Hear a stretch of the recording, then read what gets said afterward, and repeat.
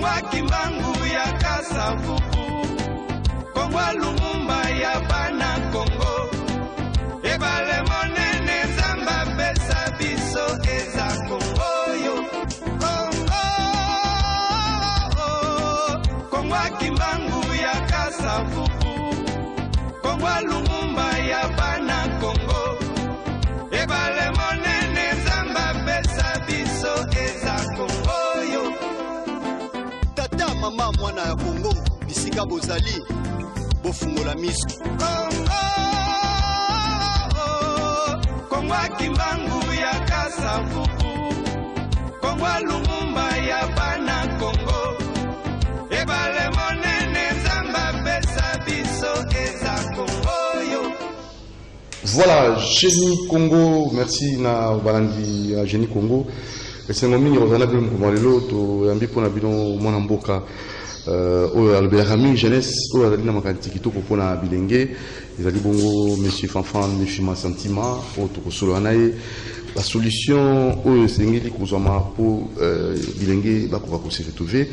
Et surtout dans le domaine de Misala et aussi orienté au Bazotanga, quel programme approprié pour nous permettre à ce que tous les chômeurs viennent dans le pays. Mbote Pingimo Namboka Fanfan Sentiment. Mbote Papa Doudou Montiri. Santé, ça va bien? Nous allons très bien. En tout cas, c'est le moment où on a eu les autres appelé, il y a pour solo là, pour nous établir Misala, pour nous bilinguer, nous éviter en tout cas. Tout ça, il y a un numéro de monsieur Belénayo. Est-ce que l'appel il y a concerné l'autorité pour peut-être expertise sont clairs dans ma.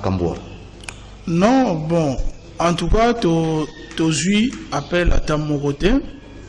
Bon, objectif n'a plus sauté, tu sais l'angote pour ton appel. Tu sais l'angote plutôt pour te éveiller conscience à bas jeunes. Parce que l'avenir est pour les jeunes. Ceux qui ont les politiciens,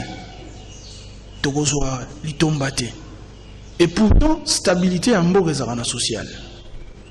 Ceux qui ont stabilisé la socialité, moi, je suis décollé et zate. Objectif, il y a production sur Yamboka. Oh, tous les produits minéraux, oh, tous les técaboui. L'objectif, c'est de stabiliser au babengi social. Parce que social est la base, il y a développement de la nation. Social est le cadre où il y a heureux. Mais jusque-là, aucune politique claire pour la jeunesse est en moté. Biso, tous les gens plus pour les jeunes. Parce que ceux qui ont dit politiciens ont un intérêt. Azu Bokondi, Azan a pouvoir, Azo vivre très bien. Vous pensez qu'il va penser aux autres. Et comme il m'a passé, c'est très rare. Au moins, on a un politicien, Azan véritablement un homme d'État. Parce que, quand on pense à la population, c'est que, bah, peut passer la pouvoir, on va dire, Kabila Bango, moi, Polo, au Kabila Bango, moi, Bilo Kabulia, toute assistance humanitaire. Ça, ce n'est pas ça le rôle primordial d'un politicien. Le politicien fait un programme pour le développement de la jeunesse. Parce que nous travaillons tant à Bolenge. Nous avons comme une charge pour la société. Il y a nous avons comme une colo à la retraite. Pourquoi on a créé la retraite? C'est quand on est jeune, on travaille. Mais maintenant, on soit là, on cotise sur le plan social. Tout au long de la parce qu'on travaille bien, nous avons assuré vieillesse. Autant que ça qui peut pas la classe à Maluma. Bah, on a pas la classe bien. Bah, on a assuré relais. Donc, on a au magambo biso toloba et à la partie pour les politiciens biso. Quand on est dirigeant, tous les dirigeants pour la banane. Quand on est dirigeant, tous les dirigeants pour la ligne de la population. C'est ça justement. Il y a un aussi des jeunes. Ceux qui lobby beaucoup voter, il faut voter un programme à Moutou. Bon voter à Moutou parce qu'il est de notre tribu. Bon voter à Moutou parce que ça pire vient dans son quartier. Bon voter à Moutou parce que Afinga Rabatou. Tout à fait Rababège. À ça Rababège. Non, c'est ça la réalité, il y a Congo. Les gens qui sont populaires, ah oui, à Sali Combo, mais na base, na programme, na méthode. Baluki, et si quand il batozo le blamingi, il y a alobi, fingi, ok. Moutane, on a pensé pour Kanisi, ceux qui lobby, pour commissaire, pour conduire, ah ouais, le programme. C'est là où les jeunes, parce que rôle, il y a médias pour nous indiquer. Alors, ils doivent aussi savoir, ça aussi c'est important. Parce que le rôle, ils ont la connaissance, il y a distinguer, nani autre, c'est na programme, to, na base. La base, n'est pas l'événement du siècle. Voilà. Il y a récupéré l'événement du siècle, à Tikali, icône. Voilà, bah, tu vas être opportuniste. Ce que l'on tout ça la marche, tout le mélango. Oui, au téléméli, c'est bien, et après, tout le mélango qui Kabila, accueilli, qu'est-ce qui a changé? C'est-à-dire que méthode ne fait changer. Méthode des alignés. Quand on vous parle d'un programme, le programme c'est que un programme fait à la méthodique. Ça veut dire quoi? Un programme méthodique. Et les gens qui ont besoin de la France, ils ont besoin de la Chine, ils ont besoin de la pauvreté, ils ont besoin de l'autre. Tout ça, l'assemblée, mais nous ne sommes pas une grande nation. Il ne faut pas qu'on se leurre. Moka est un néné en termes d'étendue. Ils ont une tribu ébélée. Mais Moka est à consulter. Nous ne sommes pas une grande nation. Est-ce que, quand on a une grande nation, une grande nation, d'abord, majorité de jeunes, il ne faut pas s'informer. Donc, qui dit grande nation, dit des gens qui sont formés, Japon, ils ont qui est. Mais c'est la 6e économie du monde. Il faut distinguer, créer. Être grande nation égale formation. Formation, on a besoin de nous. Parce que la plupart de une grande nation, c'est la formation. Il y a un cadre, il y a un peuple, il y a un ouvrier. Parce que ce que tu as dit au Japon, et ça va être du point de vue grandeur, ça peut être sous-sol. Mais c'est la plus grande économie du monde. C'est plus puissant que le Congo. Ce que tu as dit au Allemagne, c'est un petit pays. En termes de superficie, mais c'est une puissante nation à travers le monde. Tout le monde se bat en Allemagne. Parce que ils ont pas voyouté. L'Allemagne a reposé son développement d'abord sur la formation professionnelle et technique. C'est le pays où les ouvriers qualifiés sont majoritaires. Et vite aucun cadre.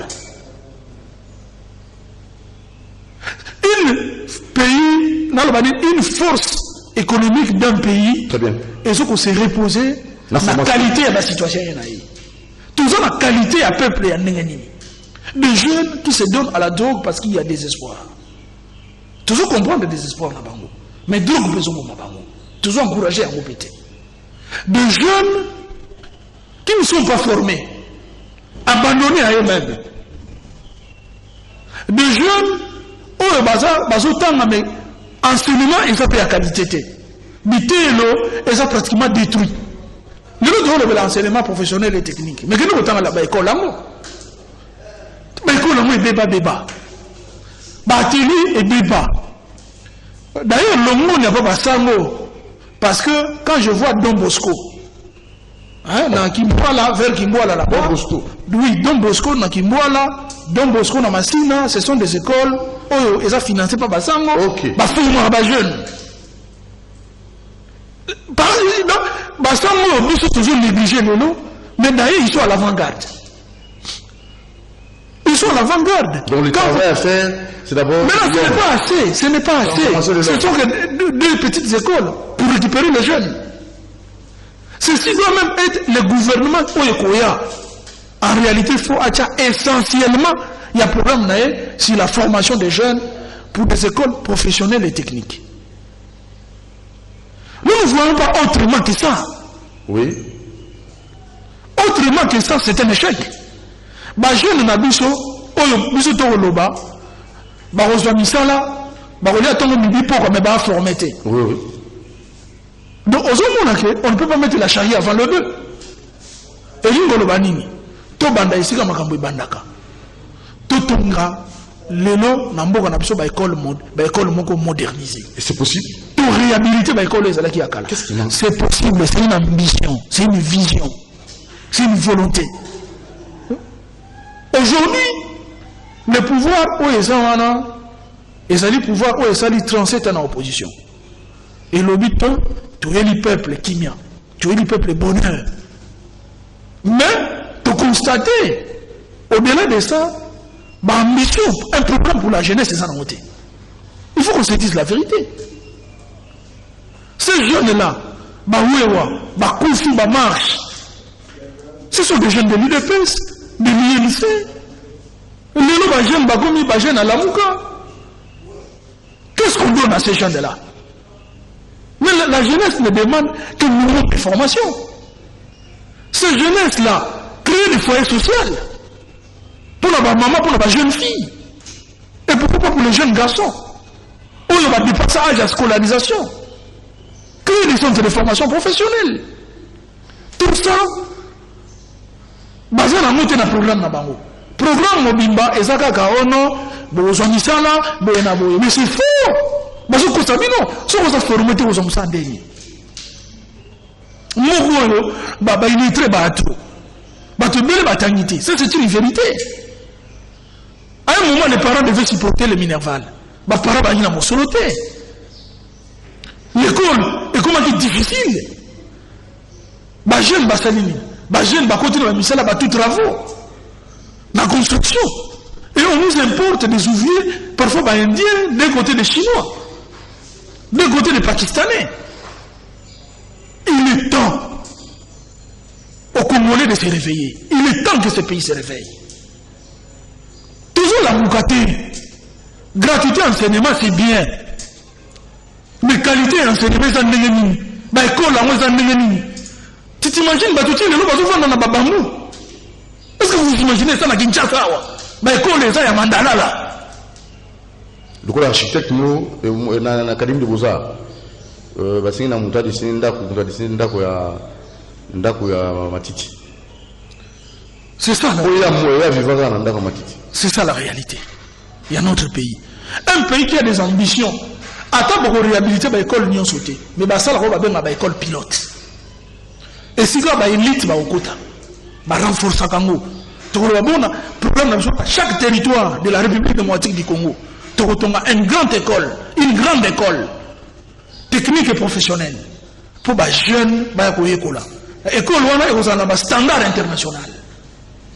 Ça suppose quoi? Dans chaque territoire, on aura une élite. Alors, faut qu'ils amènent. Qui va assurer l'avenir. Il faut me responsabiliser. Faut qu'ils amènent. Mais résultat. Résultat, nous avons un gouvernement, nous avons un premier ministre qui est là. Pourquoi il ne fait pas ça? Pourquoi il ne fait pas ça? Lélo, on parle Barana, ministre de Sabiso, oh, ate ba wifi.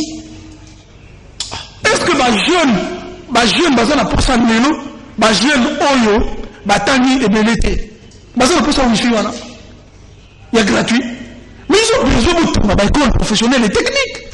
Nous sommes un atelier moderne. Ça, on peut donner des excuses.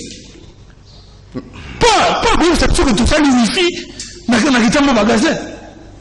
L'internet, c'est bien, mais les gens Internet n'a pas de téléphone. L'internet aujourd'hui, ce n'est plus un problème. Mais sur cette échelle de valeur, qu'est-ce qui est prioritaire? Aujourd'hui, ce qui est prioritaire, c'est la formation des jeunes. Parce que ce sont des jeunes qui travaillent. Ce sont des jeunes qui ont de l'énergie.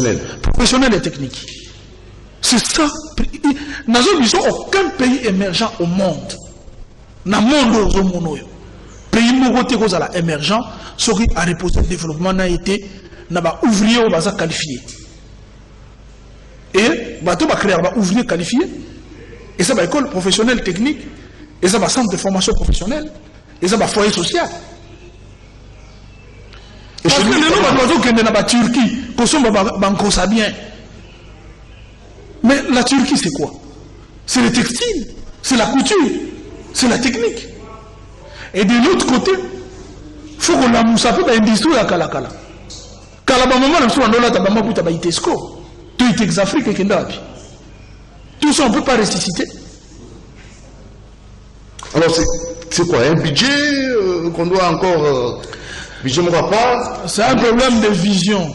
Maintenant moi va ça le budget ils investissent dans quoi? Tout le monde va investir dans les années.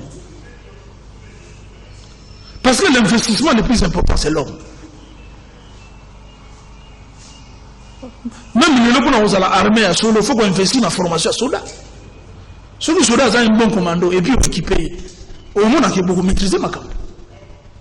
Alors, qu'est-ce que vous avez déjà, à votre niveau, commencé à faire pour la jeunesse en vous? Biso, le fait déjà, tu les gaga awa, papa Doudou, pour nous éveiller conscience à les jeunes, c'est quelque chose. Parce que tu les gaga awa aussi gratuitement. Nous venons avec le minimum pour nous assurer passation de la TV. C'est déjà une contribution. Apport ça idée. Financier, apport. Et ça apport. Parce que l'on qui idée zate. Mokili est tombé dans makanisi. Et à makanisi n'est tombé dans mokili. Quoi interpeller, bah tu as la nation nandako. Bah non. Makambu mutuana zolo beza solo. Lobby bah quoi exiger en gros. Lobby va marcher aux alatés pour Malonda Longo tel à remplacer. Lobby va marcher et qu'on évoluer. Toujours on a tout faire progresser la mentalité. Il y a conscience des jeunes congolais. Ba marcher à sous-souter pour un individu. Beaucoup font un bêtement. Marcher pour des programmes. Des véritables programmes de développement. Quel conseil nous avons libre choix, parenthèse au fond de Kanga, adresse dans la Martin Fayou d'abord. Bien que ce n'est pas vraiment ça qui nous intéressait, parce qu'il a programmé une sorte de meeting le 9 et le 16 mars pour la dépolitisation. Est-ce que l'opposant, parce que c'est l'opposition, quand il y a une autre façon aussi de revendiquer. M. Martin Fayulu, c'est un homme politique. Respect pour Naïe. Ce n'est pas aussi n'importe qui. Il a été parmi les grands challengeurs dans l'élection. Simanaye, beaucoup de gens se sont retrouvés. Tout ça, on a respect dans le bateau de Simanaye. Parce que tout le monde a bêté. Et puis tout ça, on a un pays démocratique. Il a tout son droit, il y a aussi la meeting Naïe. Il y a faire passer pensée Naïe, politique. Parce que le rôle de la partie politique, c'est d'animer aussi les débats politiques. De mettre en place l'actualité. Mais ce que nous disons, c'est qu'un politicien ne peut pas être un opportuniste. C'est-à-dire saisir les opportunités pour réapparaître. Ça signifie que vous êtes quelqu'un de sans programme, sans vision. C'est vrai, il y a un débat sur la place publique, il y a dépolitisation de la CENI. Nous comprenons les soucis. De l'unité de l'élection, et là, un domaine de tricage. Nous avons vécu par le passé pas de bonnes élections. Cette fois-ci, nous avons tout intérêt que les élections, et les élections à bien. On va élu, ça va véritablement élu du peuple. Si c'est dans cet objectif-là que la pression s'accentue, nous pensons qu'il n'y a pas de mal. Si au moins l'objectif poursuivi c'est celui-là, et ça baisse pour exister.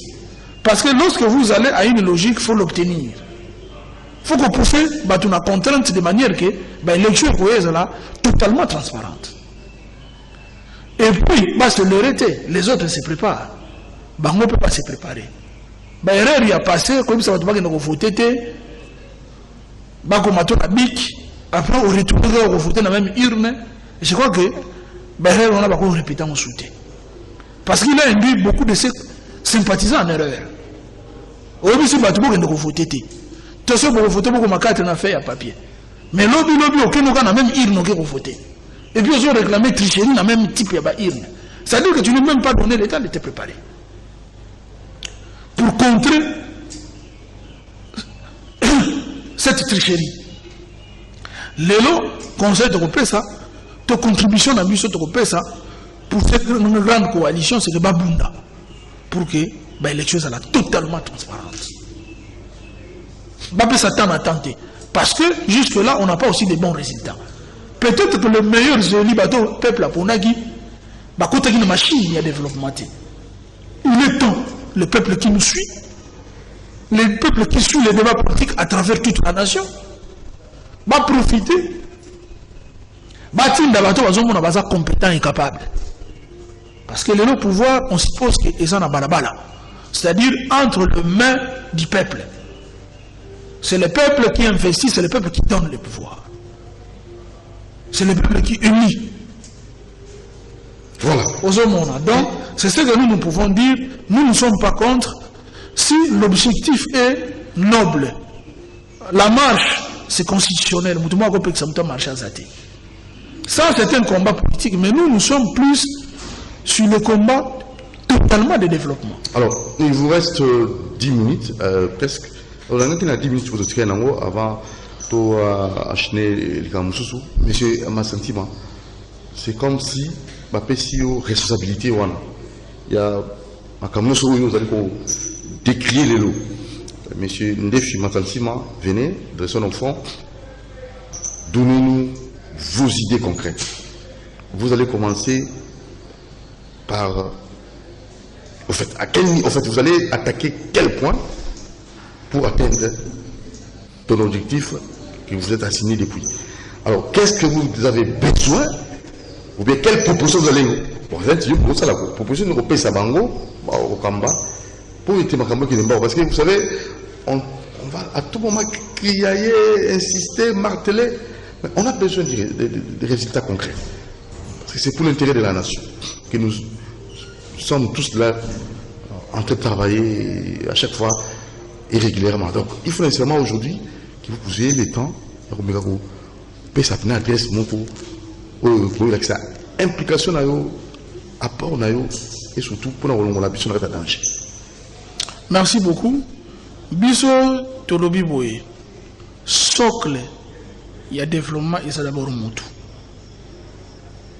Soki Moutou a préparé développement Boyate. Pour préparer Moutou veut dire faut faire passer Moutou dans une formation. Formation, biso d'abord, responsabilité. Et ça dit, tu as s'atteler la formation professionnelle et technique. Il y a même d'abord la base. Il y a une nation. Parce que Moutou a formé, il y a créé la richesse. Il y a créé la musala, il y a créé tongo midi pourquoi. Lui, au moins, il en a les droits. Parce que, à un spectateur dans la société, mais à un grand acteur. Je dis bien, cette formation va se baser dans tous les compartiments de la vie, même dans l'armée, même dans la police. Nous voulons des policiers, des militaires travailleurs. Comment ils vont travailler? Mais il y a les génies militaires. Ils nous sécurisent déjà. Il y a les génies militaires. Ok. Pourquoi on a fait ça? Un militaire, dans la ville de Kinshasa, il n'y a pas beaucoup de menaces. C'est un militaire qui est là. S'il n'a pas appris un métier dans l'armée, il devient une charge pour l'armée. Pour quoi? Une charge pour l'armée. Comment ça? C'est-à-dire, à un moment donné, on va annoncer l'hôtel. À Télémina, il va vendre à garder. Tu vas vendre la caserne. Donc ça arrive aussi, hein? Ben oui. Dans le moment de paix, le militaire ne peut pas rester bras croisés, il devient une charge. C'est pour cela qu'il faut former les militaires. Dans tous les domaines de la vie. Parce qu'un militaire maçon, un militaire plombier, un militaire électricien du bâtiment, un militaire architecte va contribuer au développement de la nation. Ce militaire-là va être dans le génie militaire pour booster notre économie. Parce qu'il faut voir, dans la zone de guerre, dans la zone de Beni, dans la zone de Ituri, il y a beaucoup de menaces qui peuvent faire des routes là-bas. C'est les génies militaires. Ils sont aguerris et pour combattre et pour construire. L'Europe, je prends ma France, l'Allemagne. L'Allemagne, c'est militaire. France, pour la plupart, c'était militaire. Nous avons une histoire d'architecture. L'architecte a miné, La formule à Minen, c'était des militaires. Moutoulogo à Vauban, c'était un colonel de l'armée française qui a beaucoup laissé dans l'architecture. L'armée, c'est un monde dans un monde. L'armée, en réalité, l'intelligence doit être que l'armée, ça la charge, mais l'armée, c'est le moteur de développement. L'armée peut aussi devenir ou porter son apport dans le développement. Naturellement, oui. C'est là d'ailleurs dans l'armée où on trouve les véritables crèmes. Il y a Bill Gates, Internet, le Pentagone. C'est l'armée qui a le meilleur service de renseignement qui développe l'information numérique. Aux États-Unis, partout dans le monde, on est en armée. Avant qu'on va civil. Ce qui est armée maîtrisée, on a sécurisé il y a un civil qui a maîtrisé numérique. Civil a la notion de sécurité. Très bien. Mais l'armée réfléchit en fonction de la sécurité. En réalité, les crimes commencent d'abord dans l'armée. Certaines théories sont d'abord appliquées dans l'armée. Donc, on va faire Bissot. Mais non, vous avez des mécaniciens, des électromécaniciens dans l'armée, bah, vous avez la rivière, bah, créer des ponts, en période de guerre, ils ont des engins flottants. En même temps, ils ont des pneus. Ils sont contre la bazar. Et vous voyez, quand tu peux arriver à créer un pont, ma grand car et l'équipe. Mais ça existe sous d'autres cieux. Nous sommes en retard. Nous sommes au Moyen-Âge. Nous sommes un grand pays. Il faut qu'on se dise la vérité. Un pays où les gens ne sont pas formés, c'est un grand pays. Une grande nation. Nous ne sommes pas une grande nation. C'est ça la vérité. Oh, les gens ne sont pas formés. Les gens ne sont incapables, même si on n'a pas besoin de ça, la une bonne nation. Fierté pour la langue nationale ou bien les amis. Tout le monde ça là. Nous, on a beaucoup de signes ça batonga. Tu vois bien?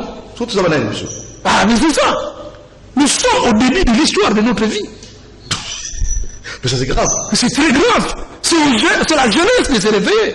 Nous n'allons pas être une génération sacrifiée. Sinon, vous allez sacrifier du tout. Vous croyez ici, les athées, vous allez devenir quoi? Mais non, les gars, là, là. Nous, tout gagnons sur les gratuits. Tous les ouais, retournent dans l'économie, économiste licencié, Maokumba Moto. Parce qu'il n'a pas de boulot. Il est temps de reconvertir tous ces gens en d'autres métiers. Il faut qu'il y ait même des reconversions avec des centres de formation professionnelle intégrés. Toujours là-bas, j'espère que ma condition va pas sauter. Mais bien les jeunes, besoin au cabisso. Autre là-bas, vous dites que c'est la vérité. Et elle vit na bino. Très bien. Bah tu vas là-bas qui a, tu repères sa bino ndako, beaucoup de minutes on peut voler. Bomeli, besoin de ça là, zéro.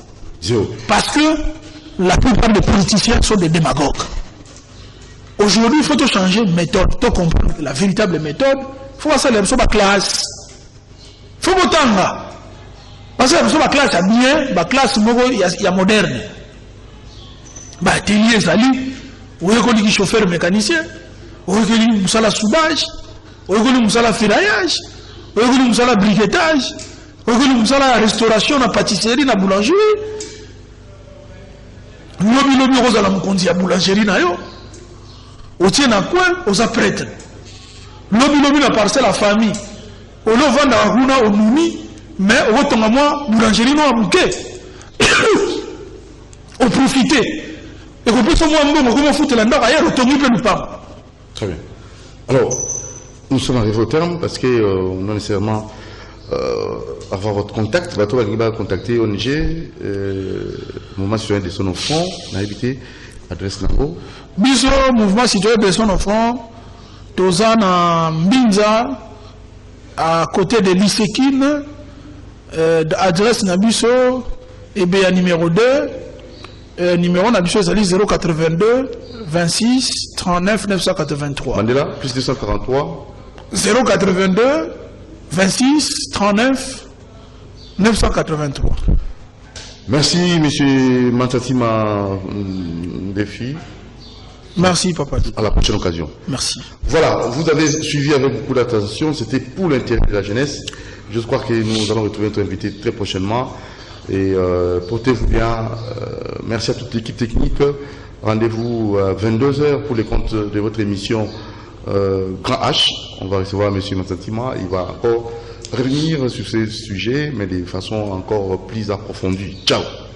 Doudou Monti vous aime beaucoup. Ciao. Ciao.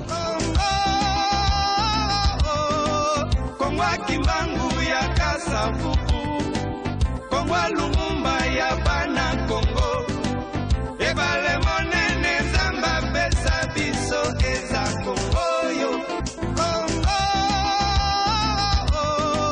Kongwa Kimbangu ya Kasavubu Kongwa Lumumba